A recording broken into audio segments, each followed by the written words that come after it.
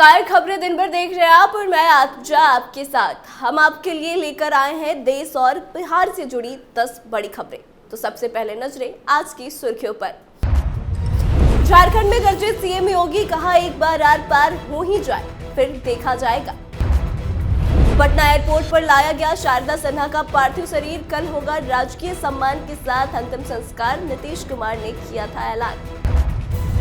CM Nitish Kumar ने घर पहुंचकर शारदा सिन्हा को दी श्रद्धांजलि, कल पटना के गुलाबी घाट पर राजकीय सम्मान के साथ होगा अंतिम संस्कार। प्रशांत किशोर ने भूमिहारों को समझाया, पानी में वोट फेंक देना लेकिन नीतीश को मत देना, आपकी पीढ़ियां मिट्टी में मिल जाएगी। हेमंत सोरेन ने भाजपा आजसू की चुनावी रणनीति पर उठाए सवाल, कहा अंग्रेजों जैसा अपनाया तरीका। शारदा सिन्हा का जाना बिहार के लिए बहुत बड़ी क्षति, राजद सुप्रीमो लालू प्रसाद यादव ने जताया दुख। झारखंड विधानसभा चुनाव के पहले सीबीआई की बड़ी कार्रवाई, अवैध खनन के मामले में की छापेमारी, बरामद किए 50 लाख रुपए। जेडीयू ने बढ़ाई तेजस्वी की मुश्किलें, तेजस्वी यादव के लीगल नोटिस का नीरज कुमार ने भेजा जवाब, कहा 2 हफ्ते में इसे ले वापस और सार्वजनिक तरीके से मांगे माफी। छठ के कारण केले की बढ़ी मांग, हाजीपुर मंडी में रिकॉर्ड तोड़ कारोबार।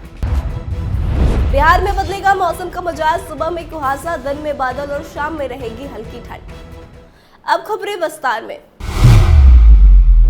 झारखंड में चुनावी रैली को संबोधित करते हुए सीएम योगी आदित्यनाथ अलग अंदाज में नजर आए। उन्होंने दंगों और हिंसा पर बड़ा बयान दिया। सीएम योगी ने कहा कि जब अयोध्या के राम मंदिर का विवाद कोर्ट में था तो पत्थरबाज कहते थे कि फैसला हुआ तो खून की नदियां बहेगी। इस पर मैंने 2 टूक कह दिया कि कोई बात नहीं, एक बार आर पार हो ही जाए, देखा जाएगा। अब यूपी में नो दंगा सब चंगा। बिहार की मशहूर लोक गायिका शारदा सिन्हा का मंगलवार की रात को दिल्ली एम्स में निधन हो गया। छठ के गाए उनके गीत बेहद मशहूर हुए और इस पर्व के पहले ही दिन उन्होंने अंतिम सांस ले ली। आज इंडिगो फ्लाइट से उनका पार्थिव शरीर दिल्ली से पटना लाया गया। दोपहर के बाद पटना में इसे अंतिम दर्शन के लिए रखा गया। वहीं आपको बता दें कि कल सुबह 8 बजे गुलाबी घाट पर राजकीय सम्मान के साथ शारदा सिन्हा को अंतिम विदाई दी जाएगी। बीजेपी के राष्ट्रीय अध्यक्ष जेपी नड्डा गुरुवार शाम शारदा सिन्हा के राजेंद्र नगर स्थित घर जाकर उन्हें श्रद्धांजलि देंगे। बता दें कि दिल्ली एम्स में बताया कि सेप्टिसीमिया यानी कि ब्लड इन्फेक्शन की वजह से शारदा सिन्हा की मौत हुई है।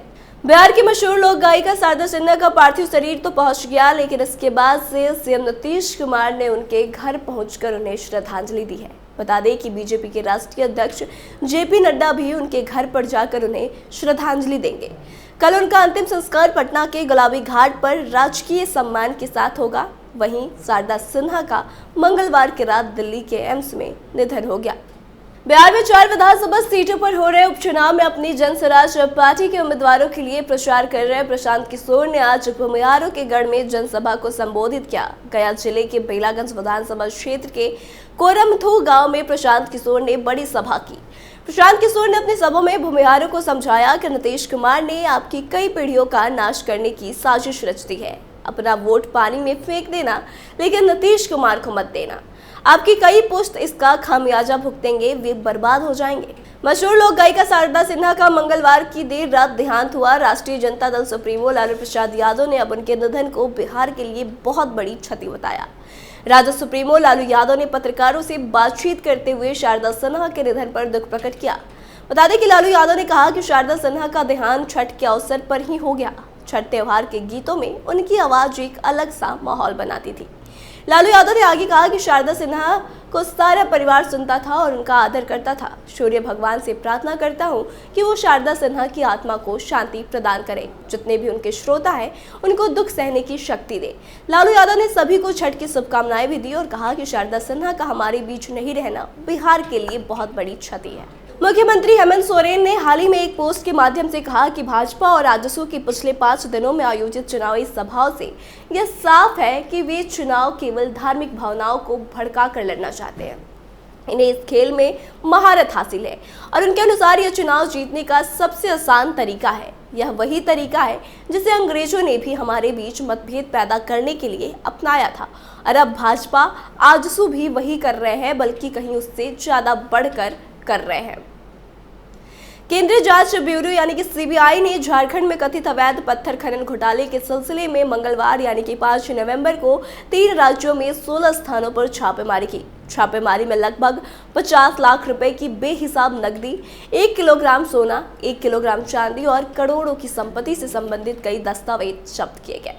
अधिकारियों के अनुसार जांच एजेंसी वर्तमान में इस मामले की चल रही जांच के तहत विभिन्न स्थानों पर छापेमारी कर रही है, जिसमें झारखंड में 14, पटना में 1 और कोलकाता में 1 जगह शामिल है।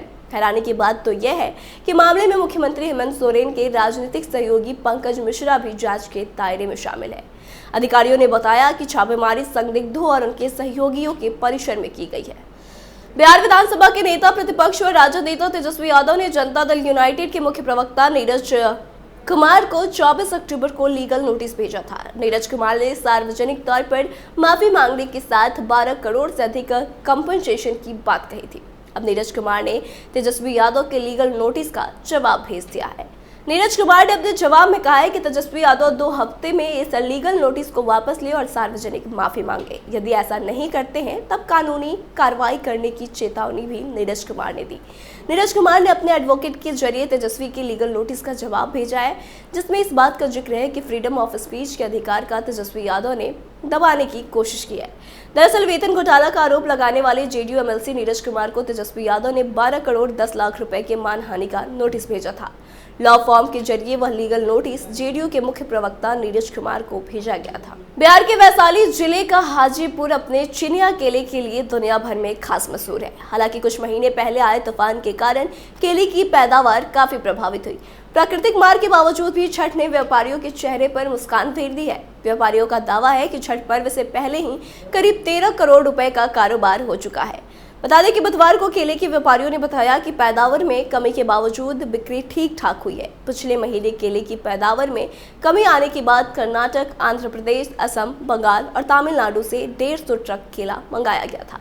व्यापारी धीरज सिंह ने बताया कि अगले 2 दिनों में केले के 50 और ट्रक मंगाए जाएंगे, जिससे इससे कारोबार में और बढ़ोतरी होगी। बिहार में छठ के साथ ही मौसम की मिजाज भी बदल गई है। सुबह में हल्का कुहासा यानी कि कोहरा सा छाया रहता है, वहीं दिन में आसमान में बादल हो जाते हैं, जबकि शाम को हल्की ठंड होने लगती है। हालांकि आज बिहार के मौसम साफ रहने का पूर्वानुमान है, लेकिन उत्तरी बिहार में सुबह के समय हल्का कोहरा छा सकता है। मौसम विभाग के अनुसार अगले 5 दिनों तक तापमान में कोई खास बदलाव नहीं होगा। तो आज के इस खास बुलेटिन में बस इतना ही। आगे की तमाम अपडेट्स के लिए देखते रहे कैपिटल टीवी बिहार। धन्यवाद।